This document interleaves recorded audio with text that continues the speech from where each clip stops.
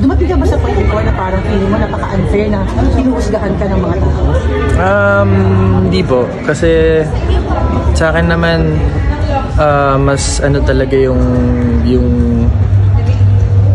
bond ng family, yung core namin is talagang we know na hanggat nasa tama naman and maayos naman, God will find a way to help us then through all the storms, kasi lahat naman po yan hindi niya ibibigay sa atin without us, without Him knowing na kaya nating lagpasan yan, diba? So lahat po yun obstacles lang, and I'm just glad, diba, na ngayon happy yung family, maayos kami, healthy. Yun naman po yung gusto namin lahat, healthy lahat. Do you feel vindicated?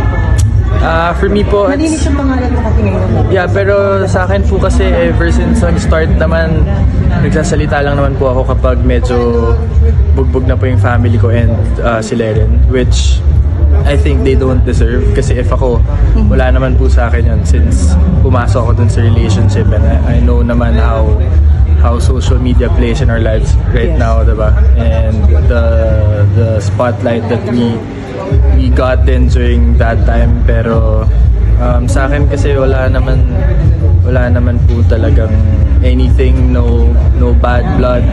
Sa akin lang, syempre masakit para sa family ko and for Leren, kasi they don't deserve the words na nasabi sa kanila and the judgments and all that. So what is just your reaction? Kasi sabi, vindicated ka na nga. I mean, nalinis yung pangalan mo, nahusgahan ka na iba, pero naklaro naman.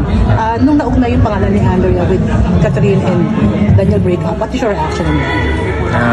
No comment na po. Nung si Leren naman yung pinag-social media, how did you feel? I was sad for her. That's why those are the times na nagsalita po ako, and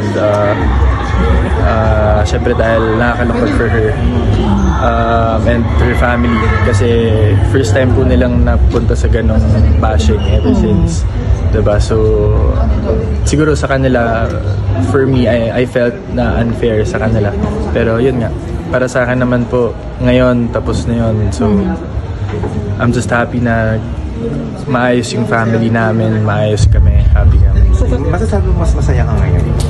Mas tahimik ba? Mas happy naman po kami ngayon kasi mas relieved din yung feeling. Nung issue na nagkaroon ng overlapping, can you give the assurance talaga hindi nag-overlap yung Oh yeah, everyone knows dun sa buong circle po namin. Na walang ganun nangyari? Wala pong overlap. With all the issues, may trauma ka pa pumasok sa showbiz? It's actually my choice din naman po na hindi maglipat-lipat talaga, and ever since naman thankful ako dun sa lahat ng offers sa showbiz, but yun nga, sinabi ko naman din sa kanila na first option ko talaga is basketball. Yung mga fans ba nag-sorry sa'yo? Sinabi mo na sabi nila? Yeah, pero wala naman po sa akin, hindi naman po ako nagtanim ng sama ng loob sa kahit na sino. Kasi sa akin naman, we know what's true, we know what's right from wrong, and we know God will always make a way for the people who follows. Si Leren, paano mo sinuportahan yung mga bagay?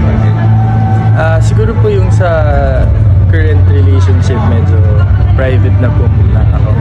Yung choice mo na yun. So, forgive mo na si Andrew? Wala po akong anything sa kahit na sino po. So, ako naman, ang importante lang sa akin is okay yung family ko, wala kaming hate sa kahit na ano man.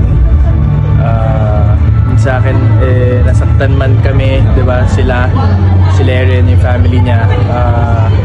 Gusto ko lang, syempre, makilala sila ng tao kung sino sila. Diba, yung sa akin, kung anong sabihin sa akin, medyo kaya ko nang tanggapin, pero syempre doon sa mga loved ones natin. Pero if magkaroon ng chance na magkita kayo sa isang event, Mapapili mo ba si Andrew?